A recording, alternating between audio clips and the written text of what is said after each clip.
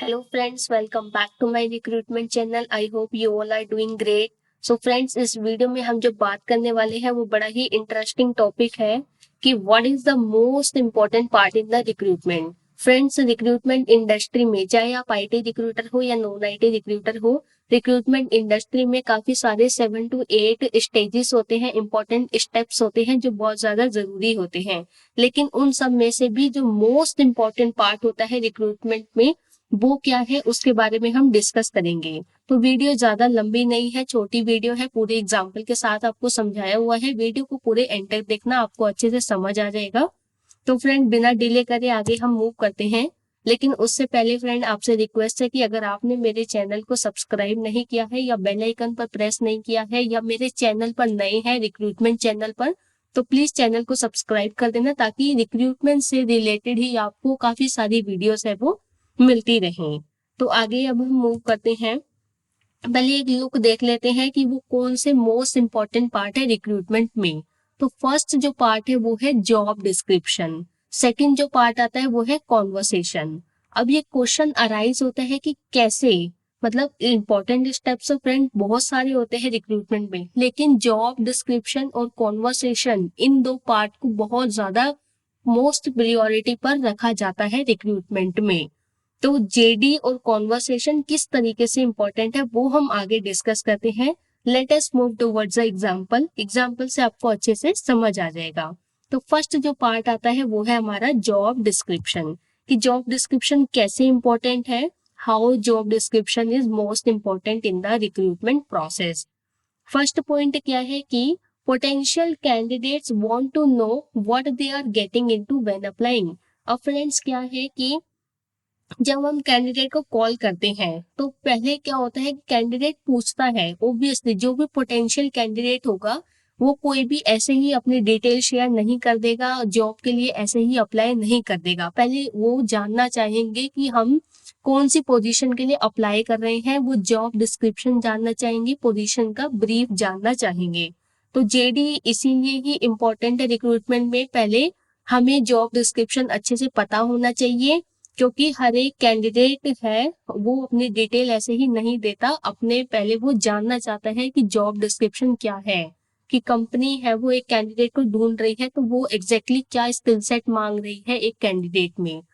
Second क्यों बन जाता है जॉब डिस्क्रिप्शन इंपॉर्टेंट, क्योंकि JD gives clear understanding of the responsibility for a specific position. अब जॉब डिस्क्रिप्शन क्या करता है फ्रेंड्स, एक अच्छे से अंडरस्टैंडिंग दे देता है कि जो भी पोजीशन ओपन है कंपनी में वो एग्जैक्टली क्या रोल्स एंड रिस्पॉन्सिबिलिटी कैंडिडेट की होगी जो भी इस पोजीशन पर रखा जाएगा. तो जेडी क्या करता है, एक क्लियर अंडरस्टैंडिंग दे देता है एक स्पेसिफिक पोजीशन के लिए जो भी वैकेंट है अभी. थर्ड क्यों है इंपॉर्टेंट, इट में influence candidates towards the job opening. और फ्रेंड्स देखो, हम बीइंग अ रिक्रूटर हमें कॉल जब करते हैं कैंडिडेट को, तो उस टाइम पर कैंडिडेट जब हमसे पूछता है कि जॉब डिस्क्रिप्शन क्या है, क्या पोजीशन है, पोजीशन का ब्रीफ बताओ, अगर हमें खुद ही अगर अच्छे से क्लियरिटी नहीं होगी, अंडरस्टैंडिंग नहीं होगी जेडी को, तो हम उन्हें नहीं बता सकते. लेकिन अगर हमारा जॉब डिस्क्रिप्शन पहले हमें क्लियर है अच्छे से, तभी हम कैंडिडेट को आगे क्या कर सकते हैं, समझा सकते हैं. कई बार फ्रेंड्स ऐसा होता है कि कैंडिडेट है वो मतलब मना कर देता है कि मैं जॉब नहीं देख रहा, लेकिन अगर आप उसे जॉब डिस्क्रिप्शन बताते हो तो जेडी कि अगर क्लियरिटी आपको है तो उसमें इतनी पावर होती है कि वो कैंडिडेट को अगर बताएं हम कि हम ये मैंडेटरी 4-5 स्किल सेट है वो देख रहे हैं, और अगर कैंडिडेट को पता लगे कि यस मैं इन्हीं 4-5 स्किल्स पर अभी करंटली वर्क कर रहा हूँ, तो they find suitable for a particular job. उन्हें लगता है कि हाँ ये तो मैं भी जॉब जो भी ये मांग रहे हैं क्लाइंट, मैं भी उन्हीं स्किल सेट पर काम कर रहा हूँ. तो जॉब डिस्क्रिप्शन में अगर हमें क्लियरिटी है तो हम कैंडिडेट को कहीं ना कहीं इन्फ्लुएंस कर सकते हैं, अट्रैक्ट कर सकते हैं जो भी एक पर्टिकुलर पोजीशन अभी ओपन है. तो इसीलिए फ्रेंड 3 पॉइंट्स यहाँ पर मैंडेटरी मेंशन किए गए हैं कि जेडी क्यों इंपॉर्टेंट होता है. पहला पॉइंट बता दिया मैंने कि पोटेंशियल जो भी कैंडिडेट होगा पहले वो जेडी मांगता है, तो जेडी को हम जब भी बता पाएंगे अच्छे से ताकि पहले हमें क्लियर हो. हमें कैसे क्लियर होगा, हमें क्लियर होगा जब हमें जेडी है वो क्लाइंट हमें देगा, हम उसे अच्छे से रीड आउट करेंगे, पढ़ेंगे, मैंडेटरी स्किल सेट को हाईलाइट करेंगे।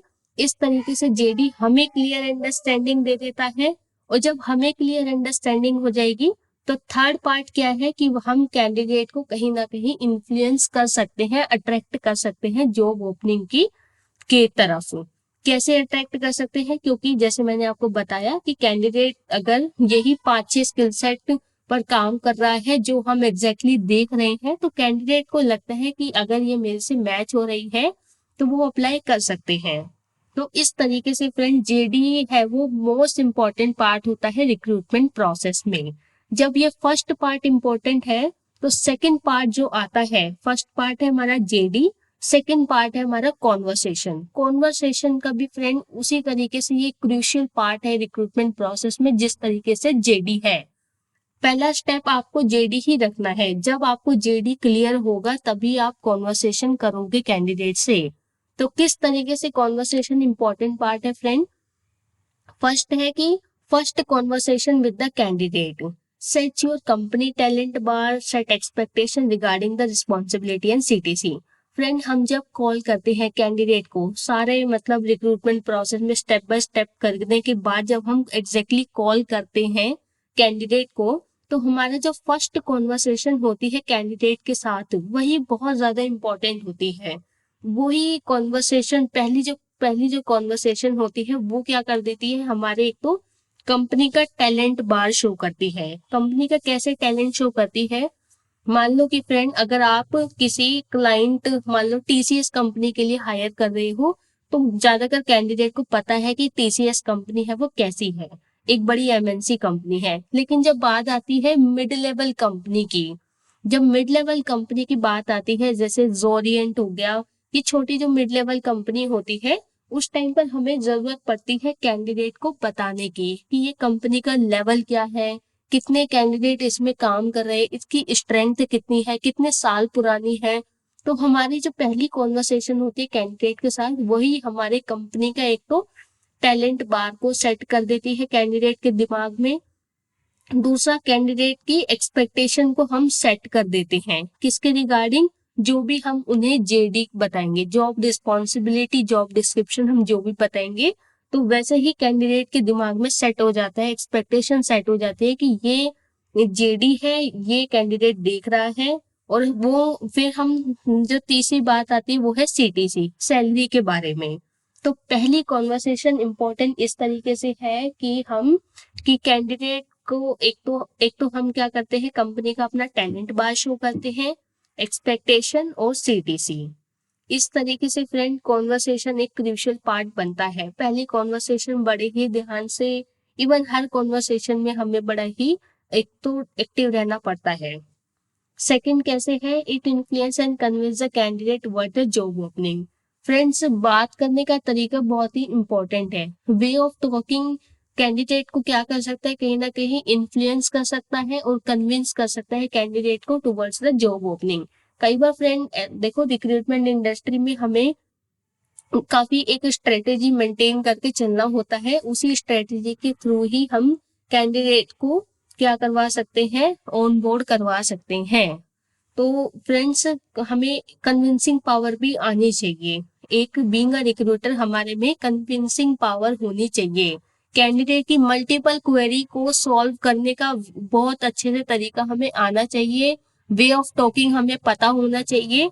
तो कॉन्वर्सेशन बहुत इंपॉर्टेंट पार्ट रोल प्ले करती है किसमें, कन्विंसिंग पावर में और कैंडिडेट को इन्फ्लुएंस करने में। उनकी जो भी क्वेरीज होगी उनको क्लियर आउट करना और उन्हें कन्विंस कर देना, ऐसा हमारे में टैलेंट होना चाहिए। तभी हमें एक टैलेंट एक्विजिशन बोला जाता है एचआर रिक्रूटर को। तो कुछ ऐसा टैलेंट होना चाहिए कि हम कैंडिडेट को क्या कर सके, कन्विंस कर सके, इन्फ्लुएंस अट्रैक्ट कर सके जो भी जॉब ओपनिंग है। हम किसी का माइंडसेट तो नहीं चेंज कर सकते, but yes we can try our level best. Okay friend, I hope ये क्लियर हो गया होगा। जो तीसरा पॉइंट आता है कैसे कन्वर्सेशन इंपॉर्टेंट है, तो तीसरा पॉइंट में लिखा है even if a candidate does not get the job during recruitment process they maintain a positive experience of the company. Friends देखो, हम कैंडिडेट से बात करते हैं तो ऐसा नहीं है जितने कैंडिडेट हमने आगे प्रोसेस करे हैं क्लाइंट को वो सारे ही क्या हो जाएंगे, ऑन बोर्ड हो जाएंगे। ऐसा नहीं होता। अगर हम 10 प्रोफाइल भेज रहे हैं जिसमें से 7 सिलेक्ट हो गई हैं, शॉर्टलिस्ट हो गई है, 5 ने इंटरव्यू दिया है, तो फ्रेंड जो मतलब 10 प्रोफाइल में से हार्डली 1 या 2 प्रोफाइल जाके क्या होगी, अच्छे पूरे इंटरव्यू तक पहुंच पाएगी, सिलेक्ट हो पाएगी। लेकिन बाकी के जो 8 कैंडिडेट सिलेक्ट नहीं हो पाए हैं, रिजेक्ट हो गए हैं किसी भी कारण से, तो कॉन्वर्सेशन उसमें बहुत बड़ा रोल प्ले करती है कि कैंडिडेट अगर रिजेक्ट भी हो जाता है, जॉब उसे नहीं भी मिलती है कंपनी में, तो फिर भी वो क्या करता है, एक पॉजिटिव एक्सपीरियंस मेंटेन कर लेता है कंपनी के बारे में। सपोज दैट कि मैं टीसीएस कंपनी के लिए हायर कर रही हूँ, मैंने किसी एक कैंडिडेट से बात करी, अब उस कैंडिडेट को मैंने आगे प्रोसेस कर दिया, लेकिन उसकी प्रोफाइल क्या हो गई है, रिजेक्ट हो गई, वो इंटरव्यू क्रैक नहीं कर पाया।